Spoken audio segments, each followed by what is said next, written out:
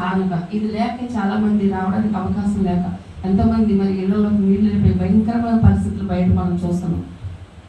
మరి వాళ్ళందరి కోసం కూడా మీరు ప్రార్థనలో గుర్తు చేసుకోండి, ప్రార్థన చేయండి. చాలామంది మందిరాల్లో నీళ్ళు వెళ్ళిపోయినాయి, గృహాల్లో నీళ్ళు వెళ్ళిపోయినాయి. చాలామంది ఫ్రిడ్జ్లు, బీరువాళ్ళు, బట్టలు, మంచాలు అన్నీ కూడా తడిసిపోయినాయి అంటండి. ఇలా అన్నీ కూడా నష్టపోయి చాలామంది ఏడుస్తున్నారు బయట. మరి పొలాలు కూడా చాలామంది నీళ్ళు వెళ్ళిపోయినాయి బాధపడుతున్నారు. ఇలా కొంతమంది గురించి మరి జ్ఞాపకం చేసుకోండి ప్రతి ఒక్కరు. మరి అంటువ్యాధులు ఎక్కడి నుంచి మొదలు పడతాయి, అంటువ్యాధులు, మోషన్స్, విరోచన రావడం, డెంగ్యూ, టైఫాయిడ్, ఇవన్నీ కూడా అంటువ్యాధులు వస్తాయి. వాటి గురించి ప్రార్థన చేయడానికి ఈ సబ్స్క్రైబర్స్ ద్వారా దేవుడు ఎంత పెద్ద సహాయాన్ని తీసుకొచ్చాడో నేను చెప్తానండి ఇప్పుడు. అయితే ఒకరోజు మనం బయట అందరం చేతులెత్తి ప్రార్థన చేస్తాం, మీకు గుర్తుండే ఉండొచ్చు. అయితే ఆ రోజు ప్రార్థన చేసినప్పుడు వీడియో పెట్టడం జరిగింది. వీడియో పెడితే ఆ వీడియో ఒకరు నాకు ఫోన్ చేశారు. అంటే ఈ నెంబర్ నేను ఇవ్వకముందే అంతకుముందు ఇంకో నెంబర్ ఇచ్చాను, లైవ్లో ఇచ్చాను. ఆ నెంబర్ వాళ్ళు ఎత్తుక్కొని గంట సేపు ఎత్తికి నాకు ఫోన్ చేశారండి. ఫోన్ చేసి అడిగారు నన్ను, మీరు ఎందుకు అట్లా బయట అంటే చెప్పులు కూడా లేవు, రాళ్ళల్లో నించుని మీరు చేతులెత్తి ప్రార్థన చేస్తున్నారు, చాలా పెద్ద వయసు వాళ్ళు ఉన్నారు, అసలు ఏంటి మీ ప్రాబ్లం, ఏం జరిగింది అని చెప్పి ఆ సిస్టర్ నన్ను అయితే అడిగింది. వాళ్ళు యూఎస్లో ఉంటారండి, గ్రేస్ గారు అని. ఆ సిస్టర్ నన్ను అడిగినప్పుడు నేను చెప్పాను. అయితే మరి అద్భుతంగా దేవుడు ఆమె నోటి ద్వారా పలికించాడు. అయితే మీరు ఎందుకు ప్రార్థన చేస్తారన్నప్పుడు నేను గోడ కోసం మేము ప్రార్థన చేస్తామని నేను చెప్పానండి.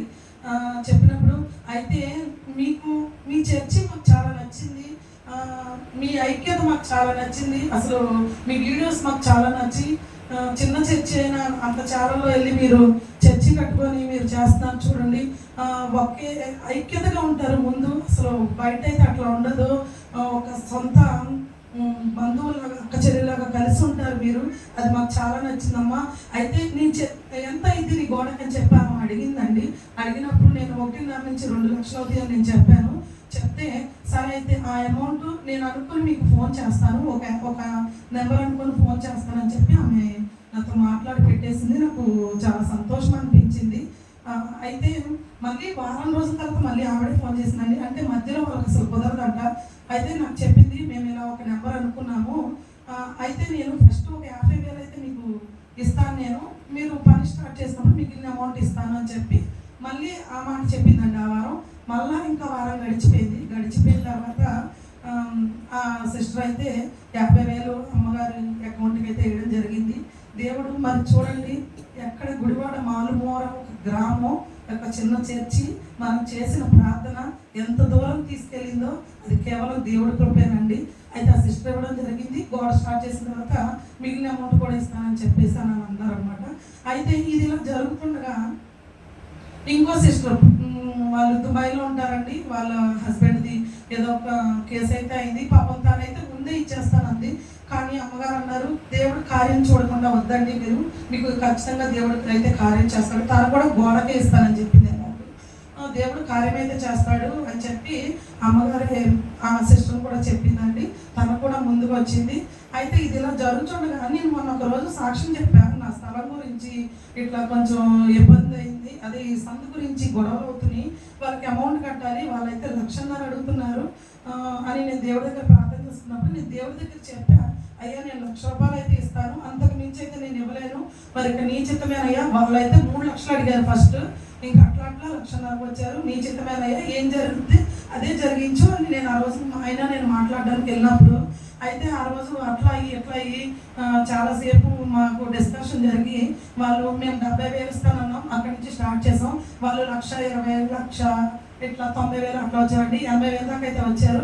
వచ్చిన తర్వాత అయితే నేను మరి దేవుడి దగ్గర నేను ఒప్పుకున్నాను కదా 1,00,000 రూపాయలు ఇస్తానని చెప్పి, అయితే నేను దేవుడికి అన్న ప్రభా మరి 20,000 అయితే నాకు కావు, కానీ దేవుడి బిడ్డలందరూ అంత అమౌంట్ ఇంకా నేను నీ మందిరం వరకు ఇంకొక ఏసీ అయితే అసలు అవసరమయ్యా, అంటే ఎండాకాలం అయితే ఇక్కడ అసలు ఉండలేమండి, అంటే ఉండడానికి మేము పొలాల్లో ఉన్నా సరే ఏ చెట్టు నీడ కానీ ఏమీ మాకు ఏ అవసరం ఉండదన్నమాట.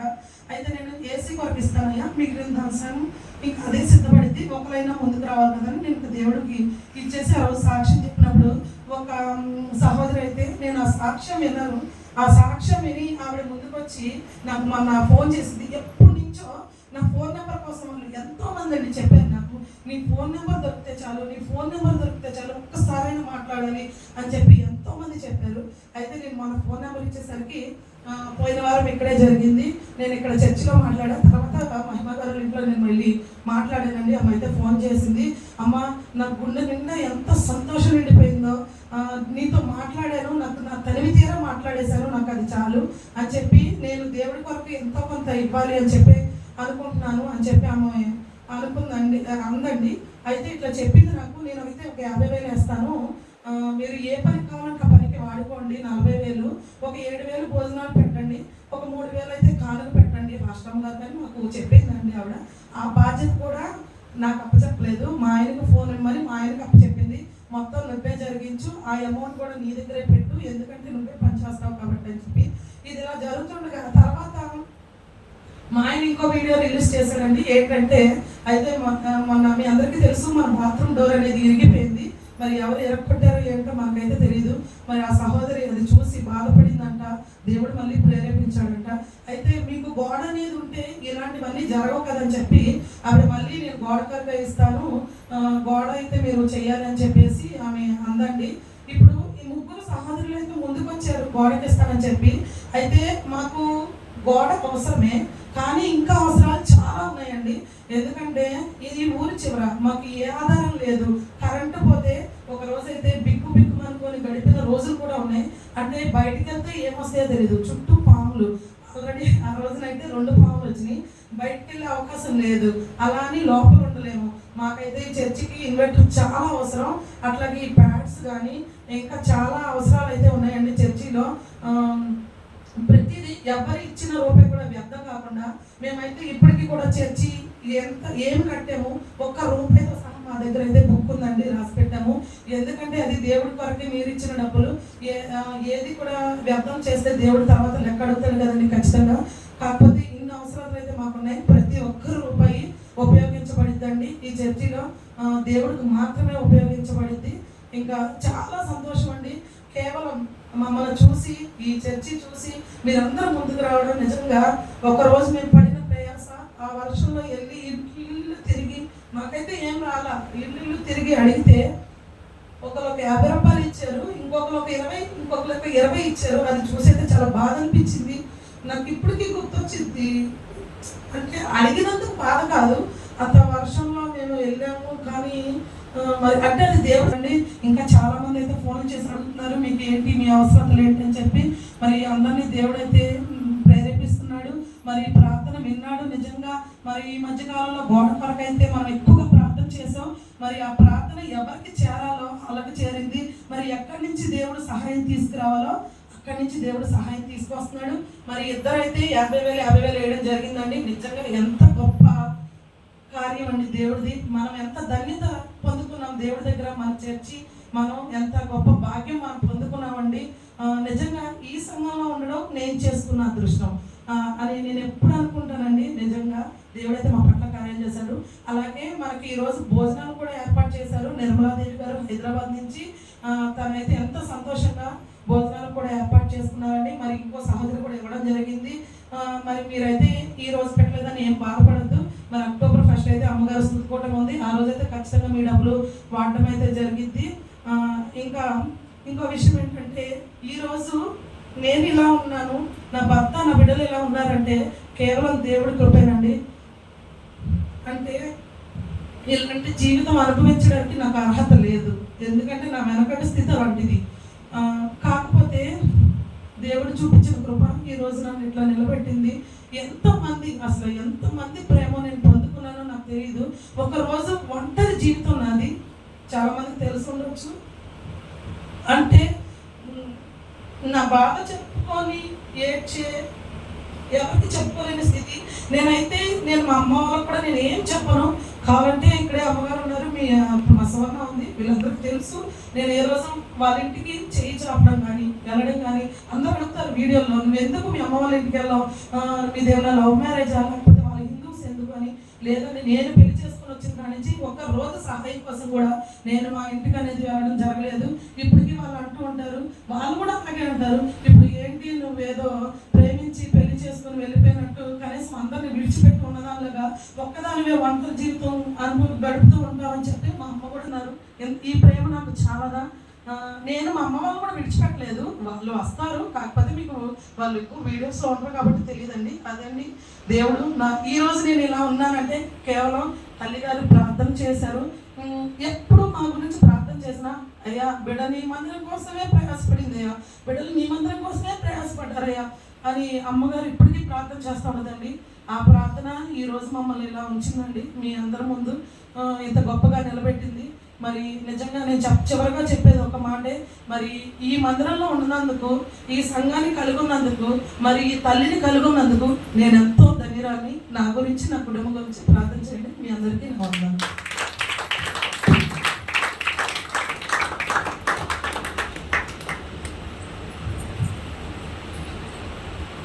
స్తోత్రం గారికి వందనాలు, అందరికీ నా వందనాలు. నేను చెప్పే సాక్ష్యం ఏంటంటే, నా జాబ్లో నాకు దేవుడు తోడుగా ఉండి నా టార్గెట్ అంటే కంప్లీట్ అయితే నేను సాక్ష్యం చెప్పుకుంటా అనుకున్నాను. అలాగే దేవుడు నా బట్టి ఎంతగానో కృప చూపించి మరి ఎవ్రీ మంత్ టార్గెట్ అవ్వలేకపోయినా దేవుడు ఎంతగానో కృప చూపిస్తున్నారు. అలాగే మరి నాకు ఎవ్రీ మంత్ లోపల నేను కట్టాలి, ఆ టైంకి ప్రభు నాకు సిద్ధపరచు, మరి ఎక్కడ ఏ సహాయం అడుగుకుండా ప్రార్థన చేసుకుంటున్నాను. అలాగే దేవుడి కృపను బట్టి ముందుగానే దేవుడు నాకు సిద్ధపరుస్తున్నారు. మరి ఇప్పుడు వచ్చినప్పుడు కూడా దేవుడు ఎంతగానో తోడుగా ఉండి మరి తీసుకొచ్చారు. అందుని బట్టి దేవునికి స్తోత్రాలు. ఇది నా చిన్న సాక్ష్యం. దేవుడిని ఉంచాను. అమ్మగారికి వందనాలు, ఇక్కడ అందరికీ నా వందనాలు. నేను చెప్పే సాక్ష్యం ఏంటంటే, నిన్న అమ్మగారు వాళ్ళు వచ్చేటప్పుడు చాలా ఇబ్బంది అయింది, వర్షం పడి ట్రైన్స్ క్యాన్సిల్ అయిపోతున్నాయి అని చెప్పి దేవా వాళ్ళు క్షేమంగా వచ్చేయాలి నేను సాక్ష్యం చెప్పుకుంటా అనుకున్నాను. అలాగే దేవుడు క్షేమంగా నడిపించారు నైట్ ప్రేయర్ టైంకి. అలాగే ఇంకో సాక్ష్యం ఏంటంటే, మరి మా చెల్లికి ఎవ్రీ మంత్ టార్గెట్ అయిపోతే నేను సాక్ష్యం చెప్పుకుంటాను అనుకున్నాను. అలాగే మంత్ ఎండింగ్ వచ్చేటప్పటికే తనకి టార్గెట్స్ అయిపోతున్నాయి, కరెక్ట్ టైంకి శాలరీ పడిపోతుంది. దేవుడు గొప్ప మేలు చేస్తున్నారు. అండ్ అక్కడ వచ్చిన ఒక సమస్య వచ్చిందండి మా చెల్లికి. అయితే తను జయించాలి, తన వాళ్ళంతా సమాధానం పడాలి అని చెప్పి నేను అనుకున్నాను. అయితే దేవుడు కూడా సమాధానం ఇచ్చారు. ఇంకో సాక్ష్యం ఏంటంటే, నేను ఇయర్ రింగ్స్ తీసుకున్నాను కదా, నాకు వచ్చే శాలరీకి కట్టడం చాలా కష్టం నేను కట్టడం.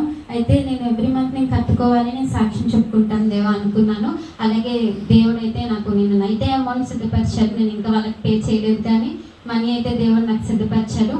ఇంకో సాక్ష్యం ఏంటంటే, నాకు చాలా హెయిర్ ఫాల్ అవుతుంది, నేను చాలా హెల్తీగా లేను, మీరంతా నా గురించి ప్రేయర్ చేయండి, నాకు ప్రోటీన్స్ లేవు. అమ్మగారికి నేను సాక్ష్యం అమ్మగారు నాకు చెప్తే నాకు హెయిర్ ఫాల్ బాగా అవుతుందమ్మా, ఏం చేయండి సాక్ష్యం చెప్పుకో ఎవ్రీ మంత్ అన్నారు. మీరంతా నా గురించి ప్రేయర్ చేయండి, నా లైఫ్ గురించి, నాకు మంచి జాబ్ రావాలని. అండ్ ఇప్పుడు నేను చేసే జాబ్లో కూడా శాలరీ ఈ మంత్ పెరగాలని నేను అనుకుంటున్నాను. నేనైతే ఆయన నోరు తెరిచి అడగలేదు, కానీ నువ్వు చెయ్యదేవా, మనుషుల వల్ల అయితే కాదు, ఈ మంత్ పెంచాలి అని నేను అనుకుంటున్నాను.